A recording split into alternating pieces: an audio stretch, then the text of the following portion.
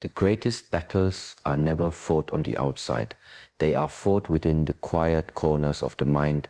Every human carries within them both a warrior and an enemy. The warrior seeks discipline, peace, and mastery.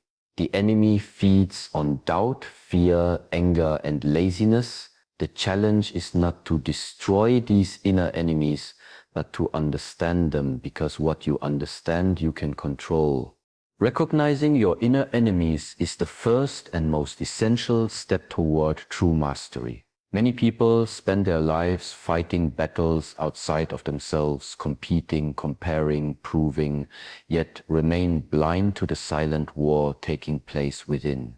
These inner enemies were familiar faces, fear that whispers you are not ready, doubt that convinces you to stay small, laziness that offers comfort instead of growth, anger that clouds judgment, and ego that blinds you to truth. They live quietly in the background, influencing every decision you make. To recognize them, you must learn to watch yourself. Observe your thoughts without judgment. Notice when your energy drops, when you procrastinate, when you seek excuses instead of effort. In those moments, you are not weak. You are being shown where your inner enemy hides. Awareness is like light. The moment you shine it on the darkness within, that darkness begins to lose its strength. When you fail, don't rush to blame the situation. Ask instead, which part of me made this choice? Was it fear? Was it doubt? Was it ego needing validation? This level of self-questioning turns mistakes into lessons and emotions into guides. Once you name your enemy, it no longer controls you. Remember, recognition is not judgment. You are not your fear, nor your anger, nor your weakness. You are the awareness that sees them. This realization is the first act of freedom. Without awareness, you fight blindly. With awareness, every inner enemy becomes a doorway to deeper understanding and strength. Discipline over emotion is a principle that defines the difference between those who drift through life and those who master it. Emotions are powerful. They can lift you to greatness or drag you into darkness. But emotions are temporary, unpredictable, and often driven by impulses that cloud judgment. Discipline, on the other hand, is steady. It does not depend on how you feel in the moment. It depends on what you have committed to becoming. When you choose discipline over emotion, you are no longer a slave to mood or circumstance. You become the master of yourself. Every person experiences days when motivation fades, when tiredness takes over, or when disappointment makes the heart heavy. Those are the moments that reveal who truly leads your life, your feelings, or your focus. The body may not want to move. The mind may resist the challenge, but the disciplined individual acts anyway. Discipline is not the absence of emotion. It is the ability to move forward despite it. It is waking up when your body begs for more sleep, continuing to train when your mind says you've done enough, staying kind when anger pushes you to react. Emotions are like waves in the ocean. They rise, they fall, they crash with intensity, but they never last. Discipline is the calm beneath the waves, the deep current that remains unmoved. When you live guided only by emotion, your life becomes unstable, high when things go well, low when they don't.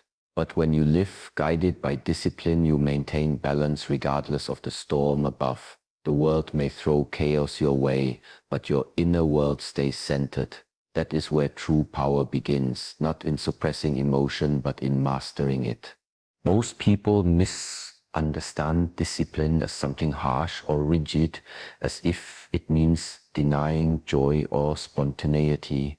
But discipline is not punishment. It is the purest form of self-respect. It says, I honor my purpose more than my passing moods. You can feel tired, but you still keep your promise. You can feel angry, but you still choose kindness. You can feel afraid, but you still take the step forward. This alignment between your values and your actions creates inner peace, because you no longer betray yourself when emotions shift. Consider the warrior in training. Every morning he faces pain, repetition, and exhaustion. There are days when his body trembles, when his spirit wants to stop, but he does not train because he feels strong. He trains because he has decided to become strong. Emotion says, I can't. Discipline says, I will. Over time, the disciplined act transforms not just the body, but the mind. The individual learns to act from intention, not impulse. He learns that freedom is not doing whatever you feel like. Freedom is having power over what you feel. Emotions are natural, but they are not reliable guides. Anger may demand immediate action, but wisdom teaches patience. Fear may urge you to retreat, but purpose reminds you to advance. Joy may tempt you to relax, but consistency keeps you moving. Each emotion carries energy, and through discipline, that energy can be directed rather than wasted. You cannot stop emotions from arising, but you can choose what to do with them. You can let them control your path, or you can use them as fuel for the journey. Think of discipline as a silent guardian that protects your future. It keeps you loyal to your higher purpose when your lower self wants comfort.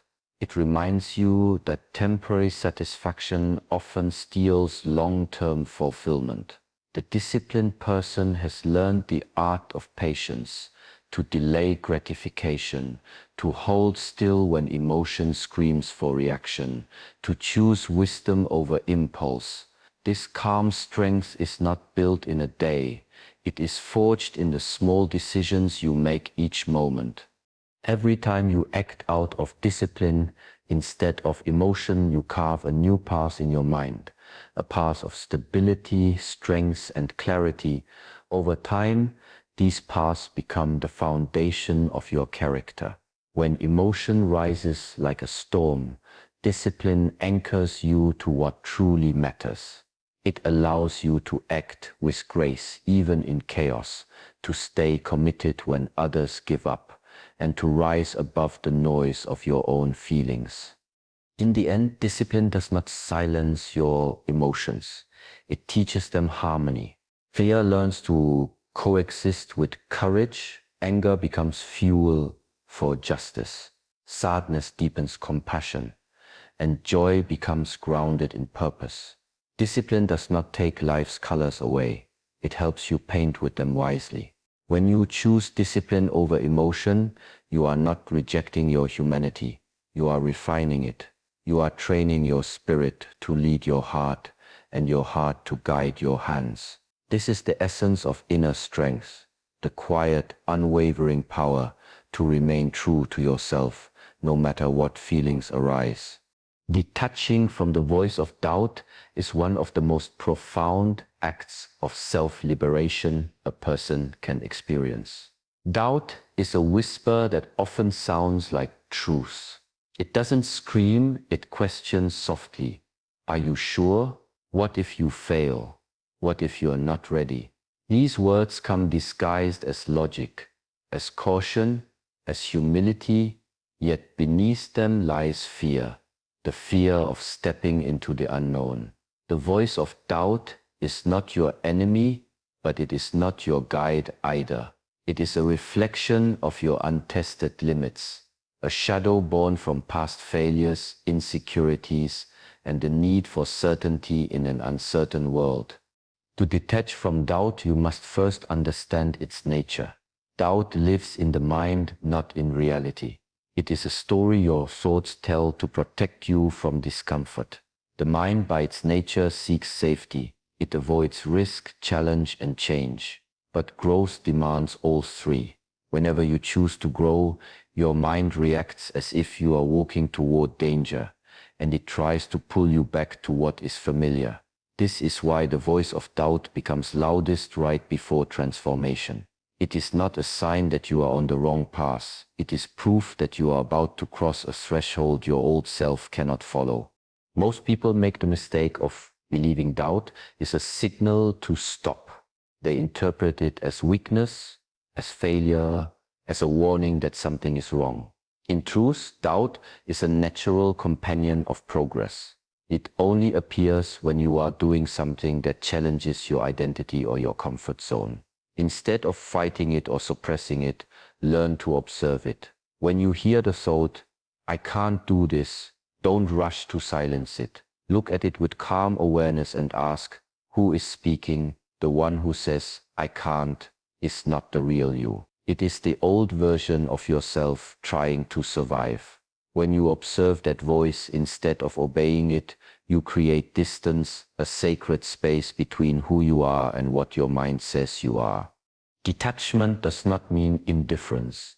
It means clarity. You begin to see doubt as passing clouds, not as the sky itself. Sometimes the clouds are thick and heavy, but above them the sky remains untouched. You are that sky, vast still, capable of holding every thought and emotion without becoming them. When you learn to detach, doubt loses its power because it can no longer control your choices. You may still hear it, but you no longer bow to it. You acknowledge its presence, then continue walking your path. Doubt also thrives on comparison. When you look at others and measure your worth by their success, the voice of doubt grows louder. It tells you that you are behind, that you are not enough, that others are better, but comparison blinds you to your unique rhythm. Every person's journey unfolds differently. When you stop comparing, you stop feeding doubt, you begin to move with your own breath, your own pace, your own truth. There is also another layer to doubt, the doubt that comes after failure. When something you hoped for doesn't work out, the mind creates evidence to support its fear. See, you weren't capable. But failure does not prove doubt right. It proves that you had the courage to try. Each failure is not an ending but a refinement, a lesson shaping you into the person who can succeed next time. To detach from doubt, you must stop identifying with the outcome and start valuing the effort. The act of showing up again and again even when your mind says you can't is what breaks the hold of doubt. Sometimes doubt hides behind the mask of humility. It says, "Don't aim too high, stay where you are." But humility is not thinking less of yourself. It is thinking of yourself truthfully. It is recognizing that your worth does not depend on perfection. You can be humble and still believe in your strengths. You can be uncertain and still take action. This is where true detachment is born, when you no longer need absolute confidence to move forward. The voice of doubt may never disappear completely, and that is fine. It reminds you that you are human, that you care, that you are reaching beyond what you know, but you do not have to listen to it. The moment you stop giving energy to doubt, it begins to fade like an echo in an empty hall. What remains is silence, and in that silence your true voice emerges. The voice that says, "I don't know what will happen, but I am willing to find out." That is the sound of courage. That is the sound of freedom from doubt, the calm confidence that allows you to walk forward even when the path ahead is unseen. Transforming pain into power is the art of turning life's most difficult moments into the fuel that shapes strength, wisdom, and resilience. Every human being experiences pain. It is part of existence. Physical pain, emotional wounds, betrayal, loss, disappointment, failure, each leaves an imprint. But what defines a person is not the presence of pain, but what they choose to do with it. Pain can break you or build you, depending on how you hold it. It can become poison that destroys your spirit, or it can become fire that forges your inner steel. The difference lies in awareness. Most people try to escape pain.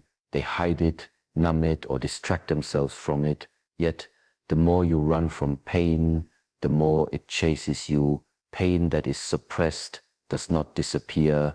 It buries itself deep within, shaping your thoughts, behaviors, and fears in silence. You may not see it, but it influences your choices, how you trust, how you love, how you live.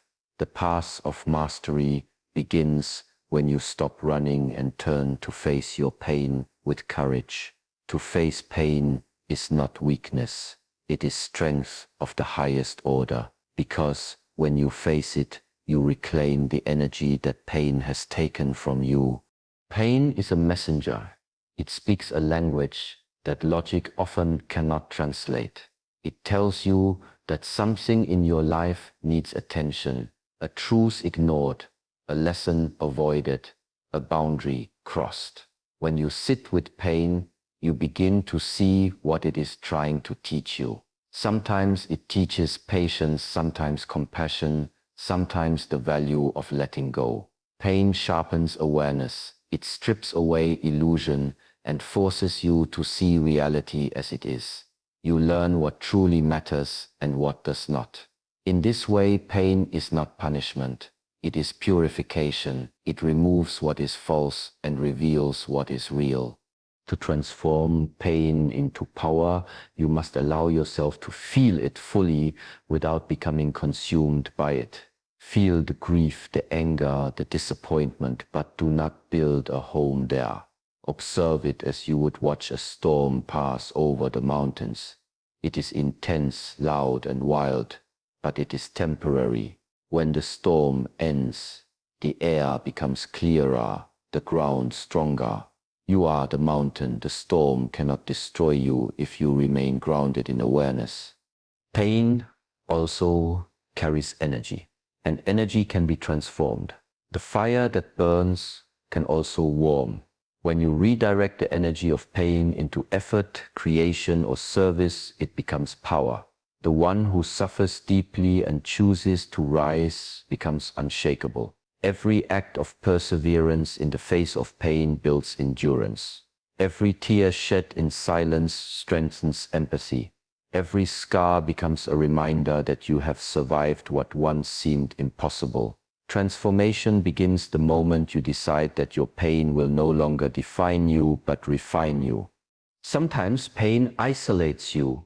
It makes you feel alone, misunderstood, or forgotten. But in solitude, pain also gives you the opportunity to meet yourself, the self that exists beyond fear and expectation. In the stillness of suffering, you discover depths within you that comfort never reveals. Comfort makes you rest. Pain makes you grow. The roots of trees do not grow in sunlight. They grow in darkness, pushing through the soil in search of strength. The same is true for the human spirit. When you stop asking, why did this happen to me? And start asking, what can I learn from this? Your relationship with pain changes completely. You move from victim to student, from resistance to transformation. Pain no longer feels like an enemy. It becomes a teacher. And like all great teachers, it demands your attention, your patience, your humility. It does not reward those who hide from it, but it blesses those who listen. There is also beauty in pain. Though it is difficult to see at first, it humbles the ego and opens the heart. It teaches gratitude for small moments of peace, kindness, and love. Those who have walked through pain often become the gentlest souls because they know how fragile life can be. They no longer take happiness for granted. They cherish it, protect it, and share it. Pain gives them depth. It gives them empathy. It connects them to others who suffer and gives their compassion meaning. Transformation does not happen in a single moment of enlightenment. It happens slowly through acceptance, reflection, and consistent choice. Each time you face pain and choose growth, you reclaim a piece of your power. You learn that the fire that once hurt you can now light your path. You begin to trust life again, not because it is easy, but because you know that no matter what comes, you have the strength to rise. Pain, when embraced with awareness, becomes the raw material of wisdom. It is the silent force that carves the soul into something strong, patient, and unbreakable. Silence through stillness is the gateway to understanding yourself beyond the noise of thought and emotion. In the modern world, the mind is constantly pulled outward to distractions, responsibilities, conversations, and endless movement. We live in an age of constant stimulation where silence feels uncomfortable and stillness feels like a waste of time. Yet it is within stillness that the deepest truths reveal themselves. Stillness is not the absence of movement, it is the presence of awareness. It is the quiet space where you can finally hear your own being speaking. When you sit in silence, you begin to notice how restless the mind truly is. Thoughts arise like waves, worries about the future, regrets from the past, endless inner dialogues about what should have been or what might happen. Most people live entirely in these waves, tossed back and forth without realizing there is an ocean beneath them, deep, calm, and steady. The purpose of stillness is not to stop the waves, but to remember that you are the ocean. The surface may move, but the depths remain unmoved. At first, silence feels difficult. When you turn off the noise, your inner world becomes louder. All the thoughts and emotions you have avoided begin to surface. Many people run from stillness because they are afraid of meeting themselves. But the mind's noise must rise before it can settle. Just as muddy water clears when left undisturbed, your mind also becomes clear when you stop stirring it with constant reaction. The more you practice sitting in silence, even for a few minutes, the more the chaos inside begins to dissolve. Stillness is not passive, it is active awareness. It is the art of observing without judging, of listening without reacting. In silence, you begin to witness how the mind jumps from one thought to another, chasing stories, creating fears, and replaying old pain. You realize that you are not the thoughts themselves, you are the space in which they appear. This realization changes everything. Once you understand that you are not the noise, you stop being controlled by it. You gain distance from your own mind, and in that distance, freedom begins to grow. Stillness also connects you to presence, the simple awareness of this moment. The past and future exist only in thought, but the present moment is real, alive, and always here. When you are truly still, time seems to slow down. The small details of life, the sound of your breath, the rhythm of your heartbeat, the feeling of the air against your skin become vivid again. This is not something new you discover, it is something you remember.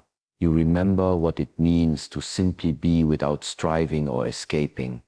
In stillness, clarity arises naturally. Many problems that seem complicated when the mind is noisy become simple when the mind is quiet. Answers appear not through force, but through insight. The mind's natural state is like a lake. When it is disturbed, everything becomes distorted.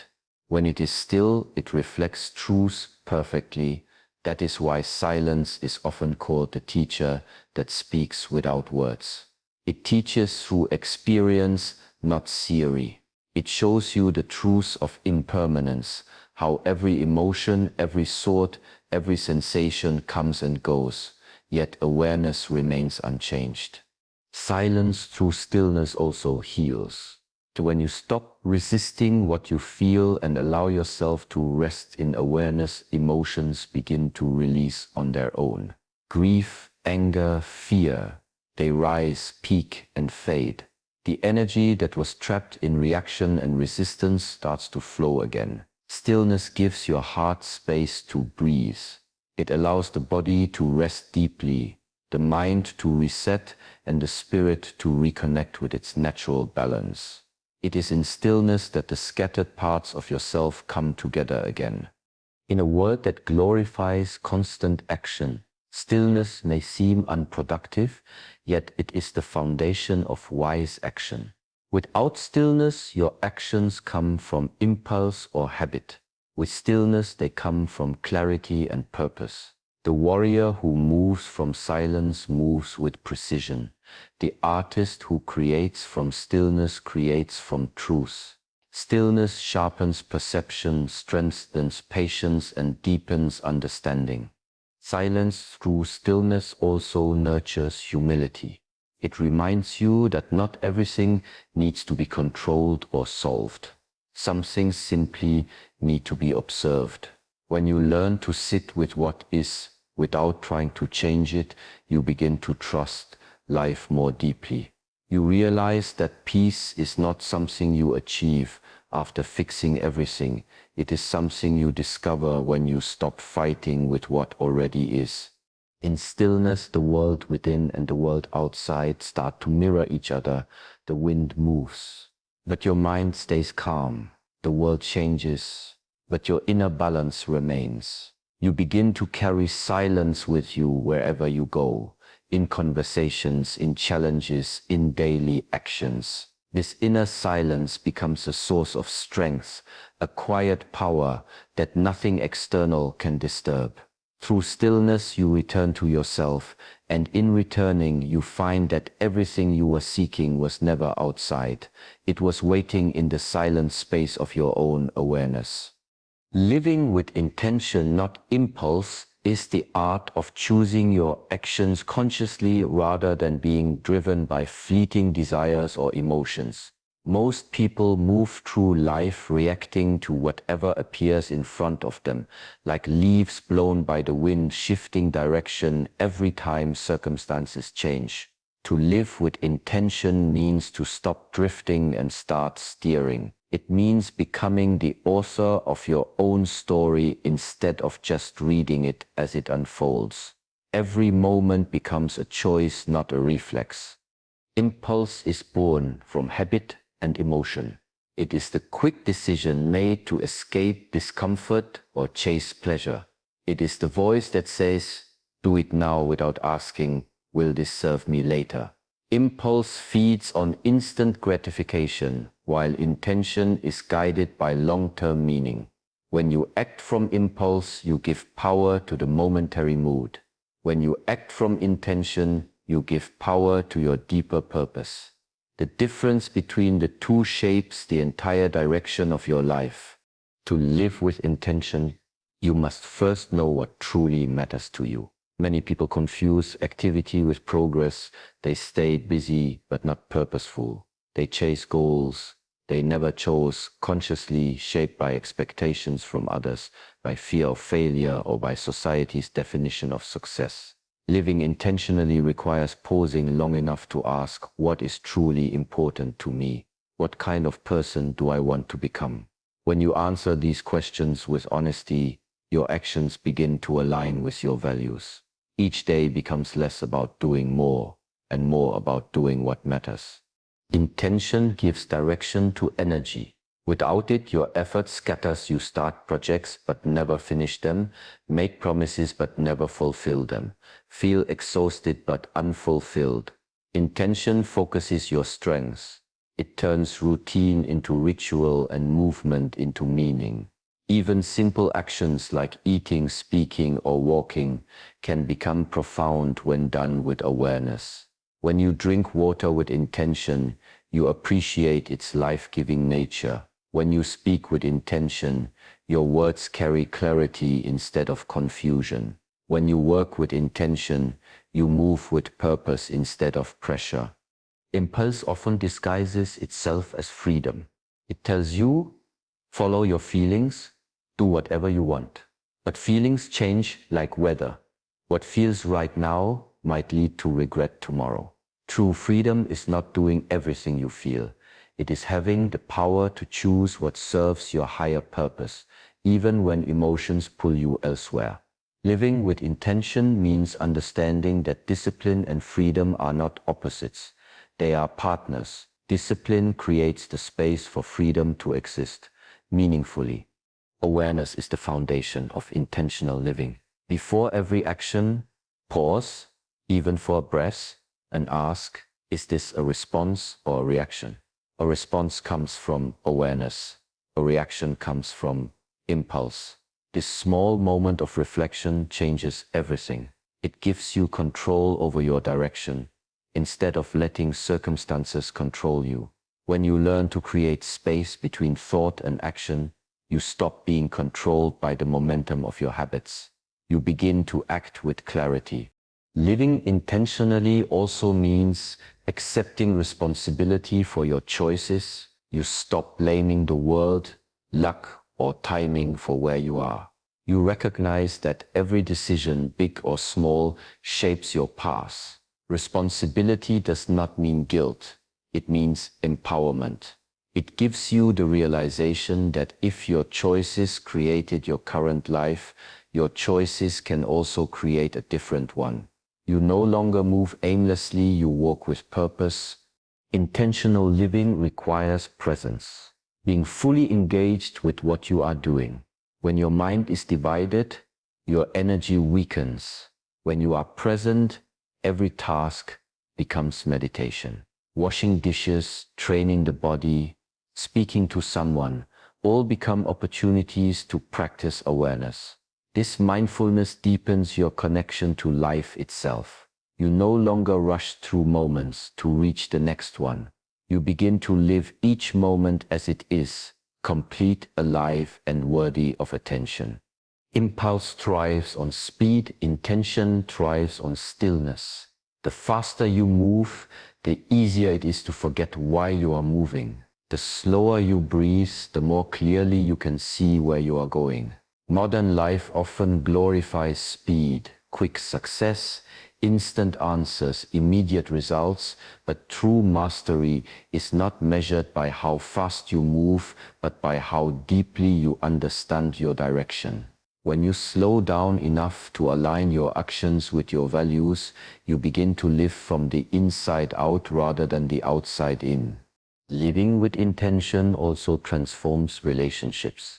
When you speak intentionally, you listen more and react less. When you love intentionally, you do so without possession, out of understanding instead of need. When you forgive intentionally, you release the burden of resentment instead of waiting for the other person to change. Intention brings clarity to love, strength to kindness, and purpose to compassion.